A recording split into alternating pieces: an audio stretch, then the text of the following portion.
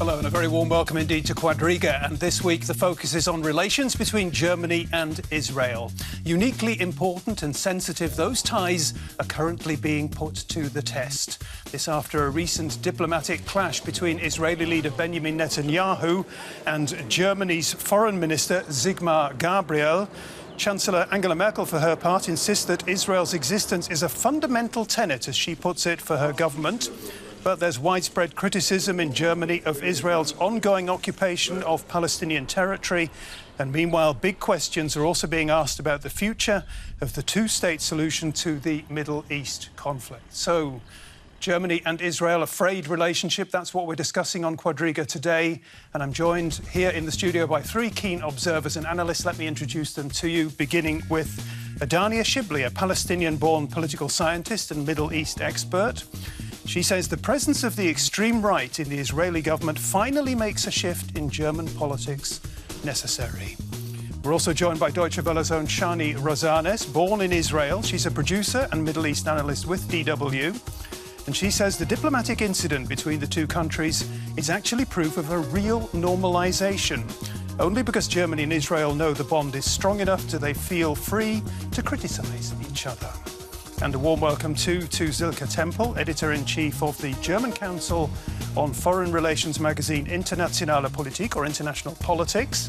She argues that the German-Israeli relationship has never been easy, not only because of the burden of history, but also because of the lack of understanding and empathy between the two sides. Sylke Tempel, I'd like to begin with you and ask you to give us the bigger picture. How uniquely important are the relations between Israel and the Germans? Well, they're of course very special because of the history. We all know this. I mean, there's a long history and a history where I would always say it would be good if there would be more understanding, more questioning than ready-made answers, especially when it comes down to a really complicated conflict that we've seen and observed over decades already. But I would agree. I mean, by now there's a kind of a strong fundament where we can disagree every once in a while. You say there's a fundamental lack of empathy and understanding. Yeah, there is, because the differences in the worlds Israelis and Germans are living in, or Palestinians for this matter, are really fundamental. Israelis, I mean, Germans like to think of themselves that they live in a world, or at least until recently, that is post-national, post-militaristic and post-religious. All three don't play much of a role. We integrate into Europe. We don't really have much to do with our military. We'd like to be pacifist. And we don't have a real deep connotation with religion anymore. All three things are not true for this region. Israel cannot be post-national in the sense that there are no really agreed-upon national borders yet. Nationalism or patriotism is strong. It can certainly not be post-militaristic in an inherently dangerous environment. And it's sometimes really, really difficult to put yourself into different shoes. What do you say to all that, Shani Rozanes, from the Israeli perspective? Well, I think it's true that Israel is definitely living in a completely different situation than Germans do. I mean, Palestinians definitely live in an even harsher reality. But I think when we talk about German-Israeli relations, there's this unique factor that is different than, obviously, the relations with Americans or French or Danes or anybody else. And that card constantly being played kind of distorts relationships in a way on both sides, so for better and worse. I mean, I think it sheltered Israel for many years from real criticism, and I know Merkel was criticized for that a lot, and you hear more and more voices here on the left talking about the need to re-examine the sort of trust or open card that Israel has in Germany. But then at the same time, I think it also, for Israelis, there was also a lack of true attempt to understand Germany or its motives or its, what it's doing in this very particular relationship and why. And maybe feeling we can do whatever we want because we will always have Germany's back. Mm-hmm. This is a very, very particular connection that, these two countries have. Adania Shibly, a special relationship between Germany and Israel. What does it mean to you, if anything? I mean, drawing on what Shani says, there's always that sense of Israeli political moves that they are being supported by Germany and the US. And now the shift, I think, that is happening is more on the side of the Israeli government towards how Germany is interacting with the Israeli government, which is also a shift that I think the Israeli government is situating within a global context of there are shifts within the political relation towards Israel. For instance, Steinmeier used to meet these groups that now created the crisis that we refer to as crisis, and the Israeli government did not protest that. I think the shift is happening in that sense. Important also to put a pressure on the Israeli government to shift its policies towards the occupation, towards the two-state solution, etc. And Sylke, just tell us a little bit about the background to this recent spat between the German foreign minister and Benjamin Netanyahu, the Israeli leader. What really happened there? What was the fundamental problem that was going on there? Well, allow me to be a bit of an observer more than somebody who participated in the trip. My impression, after talking to quite a few people, was that both had kind of an interest to at least not de-escalate. As was said before, I mean, these groups have been met many, many times before. And this is Sigmar Gabriel's first visit as a foreign minister. So usually you very well behave and you put the prime minister first and then you meet all the others. And my impression was both sides were, for different reasons, running out of patience for a moment. The Germans had the feeling that, Netanyahu was stretching their patience quite a bit. And I would disagree. I mean, the Germans have been really criticising Israel for the last years. I mean, if you look into the German media, there is criticism of Germany. Germany was clear about we do want a two-state solution, and actually we're not very amused by your settlement building. And if you get used to Angela Merkel's very understated tone, then there's much clarity there. So now they get into the situation where they basically get the message, no, we don't want you to meet these. And the German would say, no, we've had it, actually. We've had it. And yeah, let's not de-escalate. And let's accept it when we don't de-escalate. The negative part about it is... It's very subtle, this here. Let's not de-escalate. Yeah, you can on purpose escalate things, which I don't think was meant, but they were trying out terrain. And that's what they were doing. So they were pushing the envelope. They were pushing the envelope a bit, absolutely, because they felt... And actually, I don't think that it was... Of course, it's connected with the occupation, but it was not so much about the occupation this time. It was much more about NGOs who deal with the effects of the occupation, mainly on the Israeli society, and an Israeli government that's trying to undermine this part of the civil society with an NGO law, etc., etc. So that was obviously important. Excuse me, I think it's mostly about politics, inner politics. Kissinger said in 1917 that Israel doesn't have foreign policy. It's always about domestic policy. And this was a clear case for actually both parties, the German and the Israeli party in this case, because Netanyahu was using, and still is using, the human rights organizations. I mean, he could outlaw them if he wanted, but he doesn't do that because it serves him good purpose. It serves him because it helps him portray a facade of an open democracy to the world, which he desperately needs. And it helps him because he can use those organizations to rally his base on the right. Because this is the biggest competition he has, is from right, it's not from left in his own government. And then Sigmar Gabriel here, he's new, but then it is election year in Germany, election year. He has nothing to lose, and in a way, as much as this might be an indicator for a shift that I think many people are wishing for in the German-Israeli relations, and I hope I'm not going to be excused in being too cynical, I think this was a game that both sides were very happy to play. Both sides, it was a win-win situation for both sides, and it's actually a positive message in the sense that both sides knew they can play this game without jeopardizing too much because there is a very solid base. The bottom line is, and Gabriel said it himself as well, I don't see any reason why this incident should jeopardize... Merkel supported him, which was... for an election years, I'm not so very sure whether I really agree with the argument that on the German side this was so much about election campaign already. There are lots of things in the next election campaign specifically that will be new and have not been part of the election campaigns. I would say that still most of the politicians are careful enough not to get the Israeli factor into the election case because it always gets out of control. It always spins into directions where you don't want this. It always gets you into a situation where you have to do crisis management where you don't want this. So I guess it was really You want to have this? You can have this. You know, you want to tell us what to do? No, we're not going to do what you want to do because actually, dear Bibi, we've been running out of patience with you for a long time and we're not going to let you tell us who we are going to meet. As simple as that. And I don't think that this is really a major crisis in the German-Israeli relations. No, I think we can all agree on. agree. Because there's no doubt that the foundation is quite solid. OK.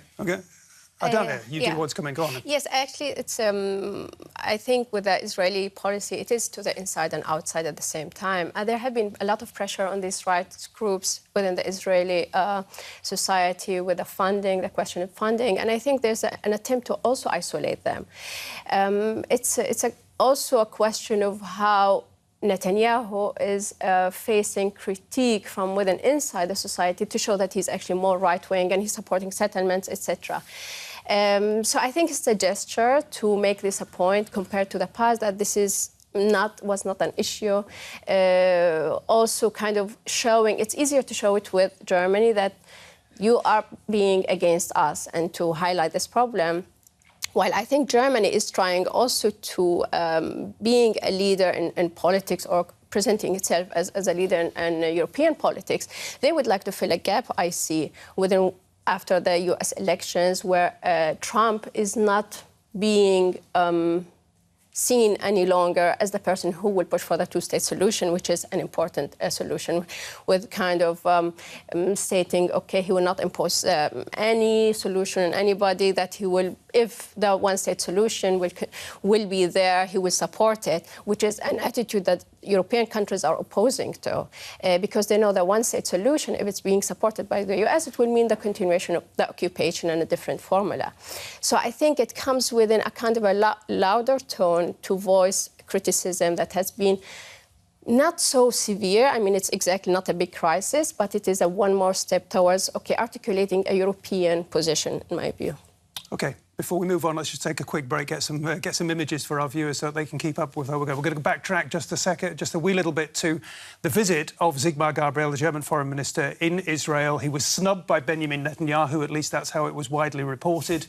Whether that came as entirely a surprise to the German foreign minister or not remains a good question, because as Sylke has been explaining, he had his own stratagem that was involved in all this. Let's just get some images and see where we go next.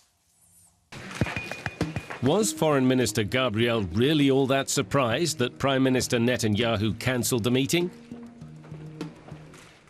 I regret his decision, but we're not going to let ourselves be pushed around because of domestic Israeli politics. Gabriel's position on these issues is unclear to many. After he visited the West Bank city of Hebron in 2012, he said on Facebook, "There's no rule of law there. The Palestinians are living in an apartheid state, and that's completely unacceptable." And Gabriel was one of the first foreign politicians to visit Iran, Israel's arch-enemy, after Tehran agreed to a deal that would limit its nuclear program. Are Sigmar Gabriel's comments just poor diplomacy, or do they signal a new direction in German policy on Israel? That's the question. I wonder to what extent, Sylke, you would say that Sigmar Gabriel's views, quite harsh they can be here, despite the fact that he views himself very much as a friend of Israel, to what extent do his views represent a sort of a deeper strand of opinion, a substantial strand of opinion here in Germany, public opinion? There are two things. First, let's put this into a very quick historical perspective. He's not the first German politician who's been speaking harshly about Israel. I think personally that the apartheid metaphor or parallel is ahistorical. You can say a lot of things about Hebron, which is a really horrible place. And the settlers, they're really horrible people. But apartheid is probably not the right word. For different... Begin and Schmidt had a horrible discussion about it when Schmidt was comparing Begin to a half-hearted fascist. Actually, in the 50s, we've had the former Israeli leader Menachem Begin. Absolutely, in the 50s, we had German commentators who were speaking very harshly about Germany. So every time we speak about a 180-degree turn in the way politicians speak about Israel, we have to go back and say, very unfortunately, there have been insensitive wordings about Israel. You could voice criticism in different ways. You don't have to use these words. Is Sigmar Gabriel really somebody who's anti-Israel? No, I would not think so. And the visit in Iran is very often quoted, but it happened in a totally different context. I do not belong to the people who think that we should be very, very, very keen to make business with the mullahs because it's violating human rights. But it happened in the context of a deal where getting back into a business relation was part of the deal. So he was basically fulfilling that. Apartheid was really a misplaced thing to say, but you know, but it would not go down well in Israel, and we have to talk about. Of course not, because this has been such a metaphor for something else. You know, this has been also used a lot for propaganda. I mean, Israel is doing a lot of things badly. And there is racism, of course, in the Israeli society. Nobody would deny this. But the occupation is a political problem and not a problem of racism. So this is why I think the parallel is just not very good here. Okay, but I would not say that Sigmar Gabriel is symbolic for kind of shift in German politics. Okay. Israeli sensibilities. How much sympathy do you, Shani Rozanes, have for Israelis? And there are many of them who are angered when the German foreign minister and other German politicians come to Israel and meet with NGOs like the ones that he was meeting with, Breaking the Silence and so on, that the Israeli government brands as traitors to Israel.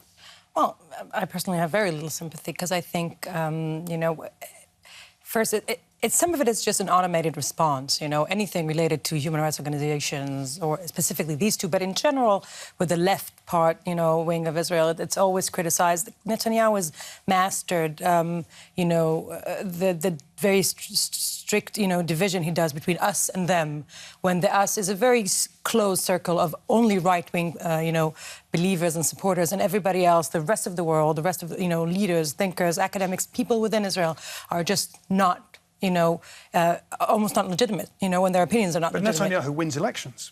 He does. I mean, it's part of... wins coalitions rather than elections sometimes. Okay. Yeah. Yes, but it's part of and I think there's agreement on this side, it's part of a very troubling, you know, trend in Israel of what's happening to the public discourse and what's happening to human rights, press rights and so on. But we also need to remember that just as much as Israelis like this us and them, you know, the whole world is against us kind of martyr, you know, position, they also like being liked. And they also love being, you know, having friends and being supported. So this can flip very easily with the right, you know, with the different leader in different circumstances, you know. Adania, go on. Yeah, I mean, it's very interesting what Shani also says, because that was, you know, you're talking about Palestine, Israel, it's, you know, the places are just inside each other. Mm-hmm. But what's happening lately, and I trust what you say about this ability, I mean, still, I consider the Israelis Mediterraneans, and it's not like Europeans, frigid, whatever, sorry about that. But there is this kind of wish to mingle, to be part of the region. And I think you also could sense it in the 90s, how this was a moment of high hope and wishes. But I think with the practices, what happens, there's a great shift, not only within the kind of political opinion and shift to the right, but I think the practices of the occupation had shifted and created a whole separation on the ground between Palestinians and Israelis. Before, there was this possibility of mixing, but now for the Palestinians, you're talking about a whole generation that they would meet an Israeli for the first time in the checkpoint. And for the first Israeli to meet a Palestinian in this kind of situation of confrontation, of resistance on a checkpoint, of throwing stones, etc. So this created a lot of friction that I think caused also a move to the right in relation to the Israeli society, but also to the Palestinian, in kind of wishing by whom you want to be liked. Do you want to be liked by those who are next to you or by the whole kind of international community? And I think this is the pressure for the Israeli government is now lying really not what the Palestinians think or what the Israeli left wing think, but what is the international community thinking. And because of this, it is important, such a step of meeting these groups, giving them legitimacy, also having funding from Europe, from the European Union, is posing a problem for the Israeli government. It's interesting, too, when you talk about what the world community thinks about Israel. I was reading this week that Benjamin Netanyahu said that he wants Israel to be proud and assertive. OK, that's pretty much par for the course. But he also said something more significant politically, it seemed to me, and I'm quoting here. He says he views Israel as a rising world power. Well, in certain sectors, you could say Israel is already a world power when it comes to IT or cybersecurity, but you cannot base your foreign policy on IT and cybersecurity. You'd be amazed, and that goes back to the German-Israeli relations and the foundation, you'd be amazed how often you hear people from the smaller IT community here, or from the armed forces who speak about, you know, countless travels to Israel to study what they do in the IT sector, just on the economic side or cybersecurity. You'd be amazed if it come to the sector of research, be it biotech or whatever. So there's a huge foundation of daily contacts, which is there. But that's not sufficient for foreign policy. That's not sufficient if you need partners in the world. And that, I think, is something that Bibi Netanyahu strategically gets totally wrong. Here he is, and he thinks he can, you know, play fool with Obama, which he did for a while. Now he puts all his hope on Donald Trump, who is a very erratic leader, I'd say. You know, they're trying to recalibrate their foreign policy relations with Moscow, which is difficult. And I guess it's not, strategically thinking, it's not very, very, very clever and intelligent to kind of anger the one country within Europe, which is not very friendly towards Israel for all the right and also some wrong reasons, I think, to sort of step constantly on their toes. That's not a very clever move. Fascinating stuff. We're running out of time, though, so I want to bring Shani in as quickly as possible. No, I'm just thinking this is all serving the purpose. I mean, wanting to be a rising empire, or talking about Israel's leadership in. It's a very small empire. Yeah, but, and also, and I think this is where the anger, you know, in Netanyahu comes. There's always this attempt to deny the conflict or the occupation or the need to solve it. I mean, we might have a very impressive, you know, high-tech scene, but this will not solve the situation. It will not solve the reality of millions of Palestinians, you know, stuck in borders, absolutely, you know, caged. And this needs to be solved. And Netanyahu cannot distract the world from this. Yeah. You know? What will or could resolve the situation? Oh, wow. Oh, please, I mean, this is I mean, people have been I dealing with want this to for know 40 what Shani years. Rozanes is going to tell me now. You've got... Give me a blueprint. How is this going to be solved? Yeah. Well, I can tell you it's not going to come from the outside. It seems like you're always looking for solutions from the outside. Donald Trump says he's going to do things differently. Well, good luck with that. He's been doing a lot of things differently with not that much differently success. is quite a right way to describe him. Vision on what the way to he do. does things. Yeah.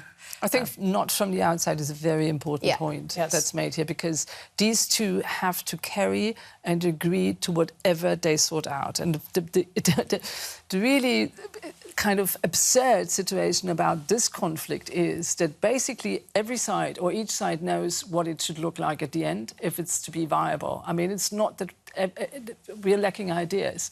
But the way there is for emotional, political, economic, whatever reasons, obviously very difficult. And people cannot be pushed into peace to have to agree to this. Well, I think actually also maybe since the Israeli side is more powerful, I think it's in their hands to have this shift, like really to come and to decide. But this is a great and effort, the Palestinians have to say yes at some point, even if it's not the 100% perfect situation. They should come to this conclusion and again should not be dictated. But this is exactly not to say that it's a kind of an absurd conflict. It's very clear. And I think the minute you are there, you understand that there is a possibility. There are like many resolutions that are clear on that. The conflict per se, of course, is not conflict, especially for those who have to live in it. But the absurd situation is that basically there are ideas that have been worked on how it could end, how it could look like at the end, which would be agreeable, and it's not happening. Well, because the way there is so enormously difficult. Yes, I mean, there are many plans how to do it. The question is to dip into it. We've been talking about relations between Germany and Israel, and we began with Sigmar Gabriel in Israel, the German foreign minister. In a couple of days' time, the German president, the federal president, largely ceremonial role, but a very important political figure in Germany, Frank-Walter Steinmeier, he's going to Israel. What advice would you give to him? What should he do while he's there? Shani? Remain presidential, you know. Don't fall into the traps. Don't play those games. it's. I mean, he's there for a reason. You know, just stay focused in your goal. And I wouldn't. You know, I'm not. I don't think there's any real shift happening in the relations, for better or worse. You know, so it's just about trying not to ruin anything. Just keep it up. Old tensions and new tensions. Sylke, advice for Frank-Walter I find it much more Steinmeier? interesting to hear what these two have to say, you know. When he yeah, absolutely, you know. Give him a piece of advice. Adania, you've got 20 seconds. I would suggest that he would meet with as many parties as possible to be familiar with the situation, to get closer to knowing the reality. Yeah. If this kind of visit going to be influential in terms of political decisions.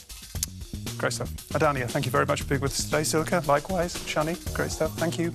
If you've enjoyed the programme as much as I have, do come back next week to Quadriga. For now, bye-bye and tschüss.